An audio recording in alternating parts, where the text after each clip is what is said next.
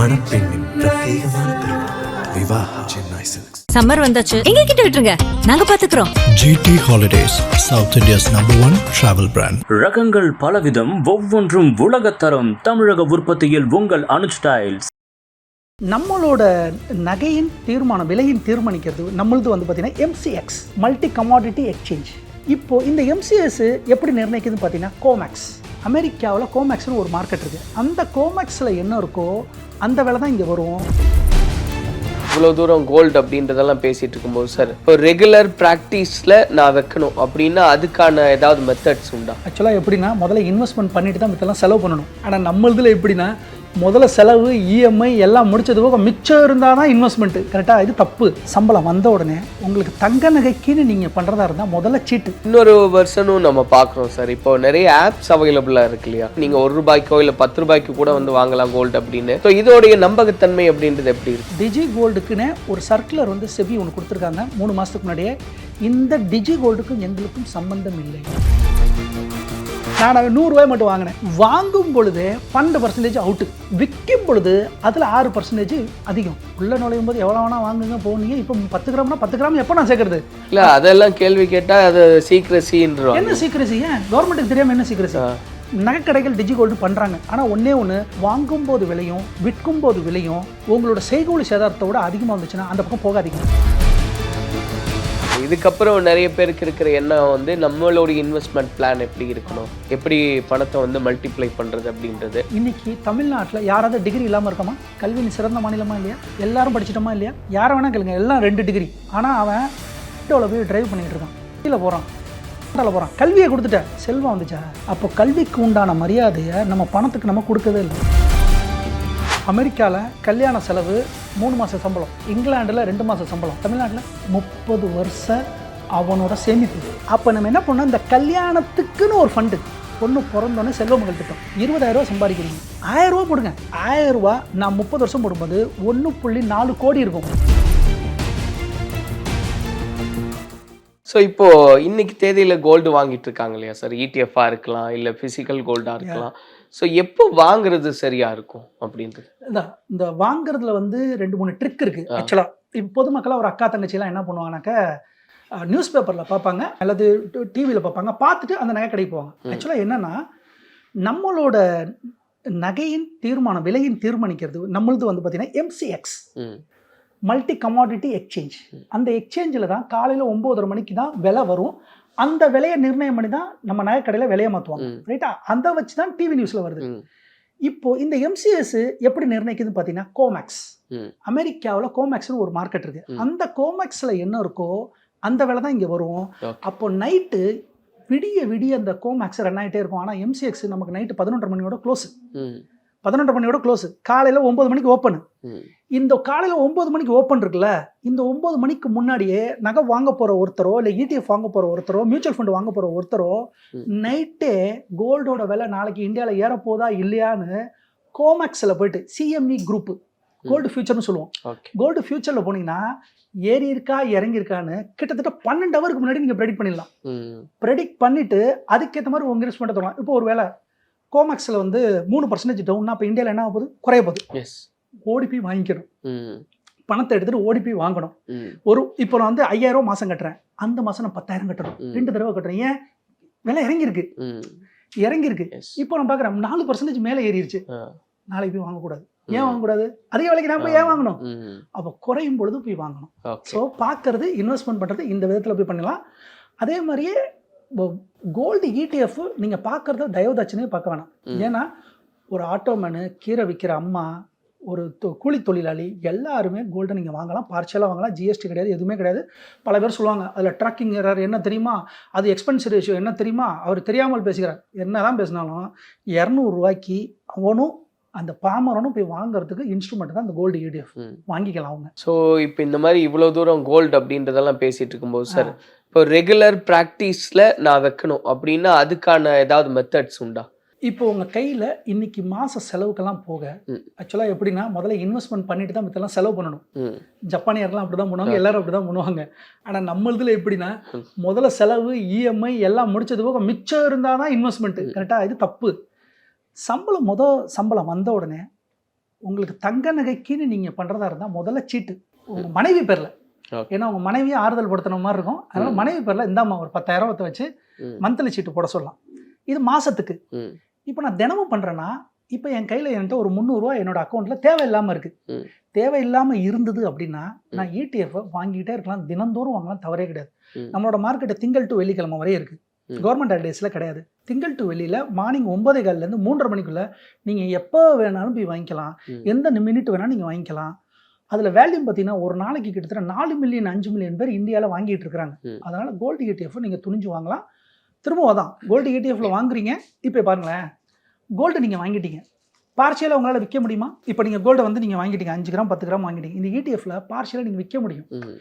இப்படி லாபம் வரும்பொழுது அந்த லாபத்தை மட்டும் நீங்கள் வித்துற முடியும். நீங்கள் கேபிட்டல் மட்டும் வச்சுக்க முடியும்.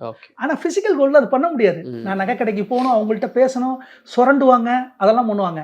அது இங்கே தேவையில்லை. அதனால் தினம் வாங்குறவங்க கோல்டு ETF வாங்குங்க. மந்த்லி வாங்குறவங்க சீட்டில் போய் வாங்கிடுங்க.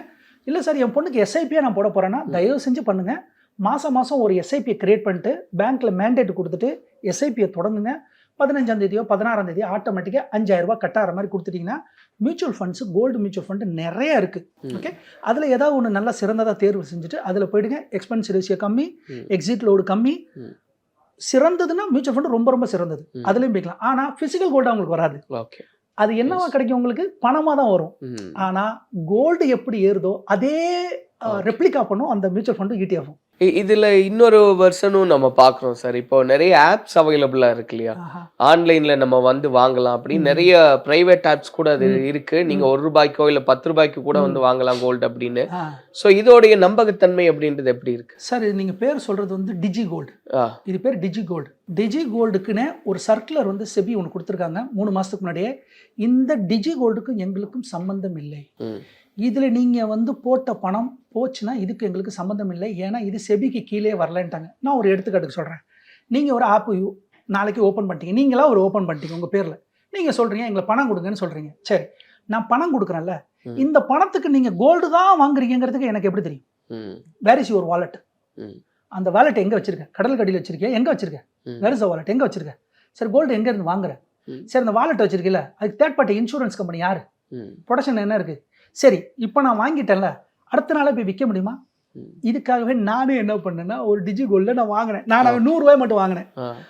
வாங்கும் பொழுதே 12% அவுட்டு. வாங்கும் பொழுதே 12% மார்க்கெட் ப்ரைஸ்லேருந்து அதிகமாக வச்சு வித்துடுறாங்க. 12% அவுட்டு. விற்கும் பொழுது அதில் 6% அதிகம்.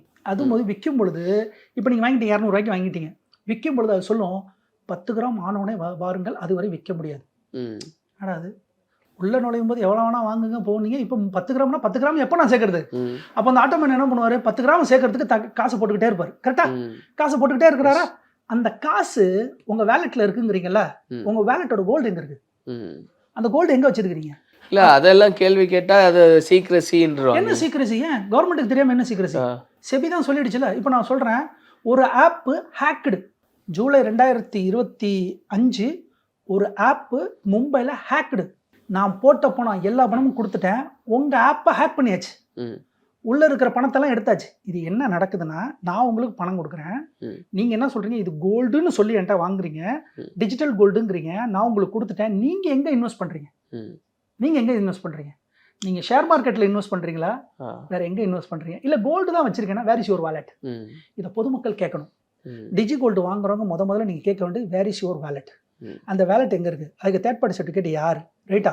அதுக்கு என்ன கோடு? இன்னொன்று, SEBI it is not approve. SEBI approve பண்ணாத எந்த இன்ஸ்ட்ருமெண்ட்டுமே இந்தியாவில் ஒரு இன்ஸ்ட்ருமெண்ட்டே கிடையாது. அதனால் முதலீட்டாளர்கள் வந்து ETF சிறப்பானது, அது செபியோட கண்ட்ரோலில் இருக்குது. ஃபிசிக்கல் கோல்டு போகிறீங்க, அது வந்து உங்கள் வீட்டிலே போய் வச்சிடுறீங்க. மியூச்சுவல் ஃபண்டு போகிறீங்க, தட் இஸ் செபி கண்ட்ரோல்டு. ஆனால் டிஜி கோல்டுங்கிறது எந்த கண்ட்ரோலும் கிடையாது, உங்கள் பணத்துக்கு உத்தரவாதம் கிடையாது. ஆனால் சில நகைக்கடைகள் டிஜி கோல்டு பண்ணுறாங்க, நான் ஒத்துக்கிறேன். நகைக்கடைன்னு சில பேர் அவங்களே டிஜி கோல்டாக பண்ணுறாங்க. ஆனால் ஒன்று வாங்கும்போது விலையும் விற்கும்போது விலையும் உங்களோட செய்கூலி சேதாரத்தோட அதிகமாக வந்துச்சுன்னா அந்த பக்கம் போகாதீங்க. ஸோ இப்போ கோல்டு குறித்து இவ்வளோ நேரம் பேசியிருந்தோம் சார். அண்ட் இதுக்கப்புறம் நிறைய பேருக்கு இருக்கிற எண்ணம் வந்து நம்மளோட இன்வெஸ்ட்மெண்ட் பிளான் எப்படி இருக்கணும், எப்படி பணத்தை வந்து மல்டிப்ளை பண்ணுறது அப்படின்றது. ஸோ அப்படி ஒரு பிளானிங் அப்படின்றத எப்படி எக்ஸிக்யூட் பண்ணலாம், எப்படி அது ஸ்டார்டிங்ல இருந்து கொண்டு வரணும்? ஏன்னா மணி பற்றின புரிதலே இன்னைக்கு தான் நமக்கு ஒரு அளவுக்கு வர ஆரம்பிச்சிருக்கு. முன்னாடியெல்லாம் அப்படி சுத்தமாகவே கிடையாதுமா இருந்தது. பணம்னாலே ஏதோ கொள்ளையடிப்பாங்க, பணக்காரங்க தான் பணம் வச்சுருப்பாங்க, பணக்காரங்க எல்லாமே கொள்ளையடிக்கிறவங்க தான், இப்படி தான் ஒரு மென்டாலிட்டி இருந்தது அதிகபட்சமாக சொல்கிறேன். ஆனா இப்ப அப்படி இல்லை. உண்மையாவே நம்மளாலையும் சேர்க்க முடியும், ஒரு டிசிப்ளின் இருந்தா கொண்டு வர முடியும்ன்ற புரிதலுக்கெல்லாம் நம்ம வந்திருக்கோம். அதை எப்படி ஸ்டார்ட் பண்ணலாம் சார்? முதல்ல இது வந்து ஒரு மனநிலை. இது எப்படின்னா, ஒரு நம்ம குழந்தை பிறந்த உடனே 1வது போய் சேர்ப்போம்ல, 1வது போய் சேர்க்கும் பொழுது அந்த அம்மாவுக்கு தெரியும் இந்த பிள்ளை காலேஜ் போய் படிக்கணும். அந்த நம்பிக்கை எப்படி வருது? கல்வியில மட்டும் அவ்வளோ நம்பிக்கை எப்படி வருது? ஒரு குழந்தைய கையை பிடிச்சி கூட்டிட்டு போய் நான் 1வதுல சேர்க்கிறேன். 1வதுல சேர்க்கும் பொழுது அந்த அம்மா அப்பாவுக்கு அவ்வளோ ஆனந்தம், என் பிள்ளைக்கு நான் கல்வியை கொடுக்குறேன்னு. என் பிள்ளை காலேஜ் படிச்சு முடிச்சிடும்னு. இன்னைக்கு தமிழ்நாட்டில் யாராவது டிகிரி இல்லாமல் இருக்கமா? கல்வி சிறந்த மாநிலமா இல்லையா? எல்லாரும் படிச்சிட்டோமா இல்லையா? யாரை வேணா கேளுங்க, எல்லாம் 2 டிகிரி. ஆனால் அவன் ரப்பிடோவில் போய் டிரைவ் பண்ணிட்டு இருக்கான், ஸ்விக்கியில் போகிறான், ஜொமேட்டோவில் போகிறான். கல்வியை கொடுத்துட்ட, செல்வம் வந்துச்சா? ஏன் செல்வம் வரல? உன் பிள்ளைக்கு நீ சின்ன வயசுல இப்போ படின்னு இல்லை, சின்ன வயசுல நீ எப்படி ஸ்கூல்ல சேர்த்தியோ அதே மாதிரி 100 ரூபா இன்வெஸ்ட்மெண்ட் தொடங்கலையே. ஏன்? கல்விக்கு நம்ம கொடுத்த சமூகம், கல்வின்னு சொல்லி சமூகத்துக்கு கொடுத்த நம்ம தமிழ் சமூகம் செல்வத்துக்கு கொடுக்கல. அதுதான் கல்வியா செல்வமா வீரமான அன்னைக்கு இப்போ சொன்னாங்க சரஸ்வதி சபதத்தில். இப்போ நம்ம அதை கேட்க வேண்டியதா இருக்கு. எப்பா டபுள் டிகிரி வச்சிருக்க, ரைட்டுப்பா, எங்க ஒர்க் பண்ற? சார் நான் அந்த கம்பெனியில் ஒர்க் பண்றேன், கேம்பஸ்ல நான் போயிட்டு அந்த கம்பெனியில் ஒர்க் பண்றேன். அந்த கம்பெனியில் ஒர்க் பண்றிய, நீ ஒரு ஊழியர் தானே? அந்த கம்பெனியோட நிறுவனத்தின் பங்கை வாங்கிட்டா நீ ஓனர். அதாவது நல்லா பாருங்க, ஒரு அப்பா அம்மா என்ன பண்ணுவாங்கன்னா, என் பிள்ளை கேம்பஸில் போய் சேர்ந்துடணும். ஒரு எடுத்துக்காட்டு, விப்ரோவில் சேரணும், இன்ஃபோசிஸில் சேரணும், SCLல சேரணும், LNTல சேரணும், ஏஷியன் பெயிண்ட்ல சேரணும், இதெல்லாம் சொல்கிறாங்கல்ல. ஊழியராக சேர்க்கறதுக்கு அவ்வளோ துடிக்கிறாங்க. ஊழியராக படித்து முடிச்சுட்டு ஊழியராக செய்கிறது துடிக்கிறாங்க. சரி, ஊழியராக செஞ்சுட்டேன். அந்த நிறுவனத்தின் பங்குகளை நீயும் வாங்கி ஓனர் ஆகணுங்கிற எண்ணம் யாருக்கும் இல்லை. நல்லா பாருங்க, நம்ம எல்லாம் படித்து முடிச்சுட்டு வேலை செய்கிறோம் யாருக்கு? அந்த நிறுவனத்துக்கு. அந்த நிறுவனம் வளருதா? வளருது. அந்த நிறுவனம் வளர்ந்தா இந்தியன் எக்கனாமி வளருதா? வளருது. அதான் நிஃப்டி ஏறுது, இந்தியன் எக்கனாமி வளருது. இந்தியன் எக்கனாமி வருது. நான் வளர்ந்தனா? நான் ஏன் இன்னும் ஏழையா இருக்கேன்? ஏன்னா நான் ஊழியராகவே இருந்துட்டேன். நமக்கு இதுவரை யாருமே சொல்லலை, நீ வேலைக்கு போடா, நீ நல்ல பையனாடுறா, சிகரெட் அடிக்காதரா, தண்ணி குடிக்காதரா, பொம்பளை சவாசம் வச்சுக்காதாரான்னு எங்கள் அம்மா அப்பா சொன்னவங்க, நீ பணம் பண்ணுடான்னு யாரும் சொல்லலையே. பணம் பண்ணணும்னு யாருமே சொல்லலையே. என்ன நம்ம எப்படின்னா, நீ நல்ல பையனா இருக்கும்பா, சிகரெட் அடிச்சிடக்கூடாதுப்பா, கெட்ட பழக்கம் நீ பண்ணிடக்கூடாதுப்பா, நல்லா படிச்சிடணும்ப்பா.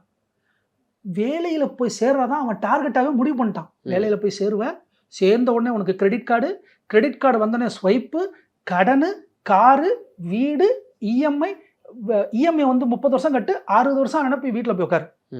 பணக்காரன் ஆக முடியாது. அப்போ அந்த நிறுவனங்களின் பங்குகளை போய் வாங்குறது மூலியமா நானும் ஒரு முதலாளி ஆயிடுறேன், பார்ஷியல் ஓனரா. அவனோட டிவிடெண்ட் எனக்கு வரும், அவனோட லாபம் எனக்கு வரும். அவன் வளரும் போது அவனோட சேர்ந்து நானும் வளர்ந்துக்கிறேன். அதனால சின்ன வயசுல இருந்தே ஃபர்ஸ்ட் பே அவுட் ஒருத்தர் இப்பதான் ஜாயின் பண்ற பே அவுட்ல 30% அவரு ஒரு மியூச்சுவல் ஃபண்டோ அல்லது பங்கு சந்தையில முதலீடு பண்றது உத்தமம். பங்குன்னு சொன்னா வேற ஏதாவது தெரியாத நிறுவனத்துல போய் பங்கு பண்ணிட்டு டிக்டாக்ல அவங்க சொன்னாங்க இவங்க சொன்னாங்க அதெல்லாம் பண்ணக்கூடாது. நல்ல தீர விசாரிச்சுட்டு அந்த ஃபண்டமெண்டல்ஸ் நல்லா இருந்துச்சுன்னா அந்த நிறுவனத்து மேல பண்ணுங்க. இப்ப நான் சொன்னது வேலை கிடைச்சவங்களுக்கு. இப்ப ஒரு குழந்தைய பெற்றிருக்கேன் நான் தான். அப்பன்னா குழந்தைய பெற்றதோட முடிஞ்சு போச்சா? பொறுப்பு இருக்குல்ல. அந்த புள்ள கல்யாணம் ஆகிறதுக்கு ஒரு செலவு. இப்போ நான் சொல்கிறேன் பாருங்களேன், அமெரிக்காவில் கல்யாண செலவு 3 மாத சம்பளம், இங்கிலாண்டில் 2 மாத சம்பளம், தமிழ்நாட்டில் 30 வருஷ அவனோட சேமிப்பு. கரெக்டாக இல்லையா?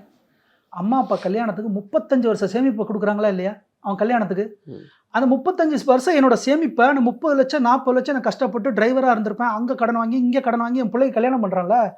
அப்போ நம்ம என்ன பண்ணோம், இந்த கல்யாணத்துக்குன்னு ஒரு ஃபண்டு. உன் பிள்ளை பொண்ணு பிறந்துருச்சுப்பா, பொண்ணு பிறந்தோடனே செல்வ மகள் திட்டம், பேச்சே கிடையாது. செல்வ மகள் திட்டம் போனோடனே போய் பதிவு பண்ணிடணும் பிறந்த உடனே. 2வது, அந்த பொண்ணுக்கு ஒரு மியூச்சுவல் ஃபண்டில் 100 ரூபாய், 20,000 ரூபா சம்பாதிக்கிறீங்க, 100 ரூபாய், 200 ரூபாய், 300 ரூபாய், 1000 ரூபாய் போடுங்க. 1000 ரூபாயை நீங்கள் 30 வருஷமா விடும் பொழுது நான் சும்மா ஒரு சாம்பிளுக்கு எடுத்துக்கிறேன். ஏதோ ஒரு ஃபண்டு 30 வருஷமா 19% கொடுத்துருக்கு. ஆர்டிக்கல்லாம் இப்போ வந்திருக்கு. 19% நான் போட்டேன்னா 1000 ரூபாய் நான் 30 வருஷம் போடும்போது 1.4 கோடி இருக்கும். என் பிள்ளையோட திருமணத்தப்ப என்கிட்ட 1 கோடி இருக்கும். என் பிள்ளைக்கு கொஞ்சம் கொடுத்துட்டு கல்யாணத்தை முடிச்சுட்டு உயர்கல்வி முடிச்சுட்டு நான் அந்த பணத்தை வச்சு ரிட்டையர்மெண்ட்ல உட்காருவேன். அந்த 30 வருஷம் உடனே நான் 1000 ரூபாய் போடணுங்கிற மனநிலை எப்போ வரப்போகுது நம்மள்ட்ட? அப்போ கல்விக்கு உண்டான மரியாதையை நம்ம பணத்துக்கு நம்ம கொடுக்கவே இல்லை. நல்லா படிப்பா, சயின்ஸில் நல்லா மார்க் எடுத்திருப்பா, மேக்ஸில் நல்லா மார்க் எடுத்திருப்பா, மேக்ஸில் மார்க் எடுத்து சைன் டீட்டா காஸ் டீட்டா எங்கே யூஸ் பண்ணுறேன்? சைன் டீட்டா காஸ் டீட்டா கடையில் போய்ட்டு சைன் டீட்டா போய்ட்டு கிளாஸ் டீட்டா கத்திரிக்காய் கொடுங்கன்னு கேட்குறேன்னா, இல்லை 20 ரூபாய் கத்திரிக்காய் கொடுங்கன்னு கேட்குறேன்னா? 20 ரூபாய் கத்திரிக்காய் கொடுங்கன்னு கேட்குறேன். அந்த 20 ரூபாய்க்கு என்ன வழியோ அதை சொல்லிக் கொடு எனக்கு. நீ சம்பாரிச்சு முடிச்சுட்டு டேக்ஸுங்கிறதே ஒருத்தருக்கு எப்போ தெரியுதுன்னா 30 வயசுல தான் அவன் டேக்ஸ்னா என்னன்னு கேட்குறான். நம்ம பாடத்திட்டத்தில் கிடையாது, டேக்ஸு கிடையாது. டேக்ஸ் எப்படி கட்டணும்னு தெரியாது, பணம் எப்படி வளரும் தெரியாது. Simple sir. என்னுடைய நம்ம நாட்டினுடைய பணவீக்கம் 7%. வருஷா வருஷம் உங்கள் ஊதியமும் 7% வளரணும். வளர்ந்தா நீங்கள் பணவீக்கத்தை முறியடிச்சிட்டீங்க. அதுக்குள்ளே வருதுன்னா அது அப்போ உங்கள் மாத சம்பளத்தை அந்த 7% பீட் பண்ணி 10, 12, 13ன்னு கொடுக்குற இடத்துல நீங்கள் இன்வெஸ்ட் பண்ணால் மட்டும்தான் நீங்கள் ஏழையாக மாட்டீங்க. இல்லைன்னா இன்வெஸ்ட்மெண்ட்டே நீங்கள் பண்ணலைன்னா மைனஸ்லேயே இருப்பீங்க வாழ்நாள் முழுக்க. அப்போ பணவீக்கம் 7% விட அதிகமாக தரக்கூடியது எந்த இடமோ அந்த இடத்துல பண்ணணும். எடுத்துக்காட்டுக்கு செல்வங்கள் திட்டம் 8%, PPF 7%, corporate bond 12%, mutual fund 18%. இதில் எங்கே போய் இன்வெஸ்ட் பண்ணணும்? 1000 ரூபாயை சிறிய வயதில் நீங்கள் பண்ணும் பொழுது 30 வயசில் கிட்டத்தட்ட 1 கோடிக்கு மேலே உங்கள்கிட்ட வரும். சிறந்த மியூச்சுவல் ஃபண்டை செலக்ட் பண்ணுறதுனால. I am not a SEBI advisor, I am not a certified advisor, but it is my own experience, my own opinion. டெஃபினட்டாக நீங்கள் 1000 ரூபாய் நீங்கள் 30 வருஷத்துக்கு உங்கள் பிள்ளை பிறக்கும் பொழுதே நீங்கள் பண்ணுனா டெஃபினட்டாக அதோட 28வது வயசில் 1 கோடி முதற்கொண்டு உங்களால் அதை பார்க்க முடியும். அதனால் கல்விக்கு கொடுக்க வேண்டிய முக்கியத்துவத்தை செல்வத்துக்கும் கொடுத்துருங்க. மணப்பெண்ணின் பிரத்யேகமான திருமணம் விவாஹா சென்னை சில்க்ஸ். சம்மர் வந்தாச்சு, எங்க கிட்ட விட்டுருங்க, நாங்க பாத்துக்கிறோம். GT Holidays, South India's #1 travel brand. ரகங்கள் பலவிதம், ஒவ்வொன்றும் உலகத்தரம். தமிழக உற்பத்தியில் உங்கள் அனுஜ் ஸ்டைல்ஸ்.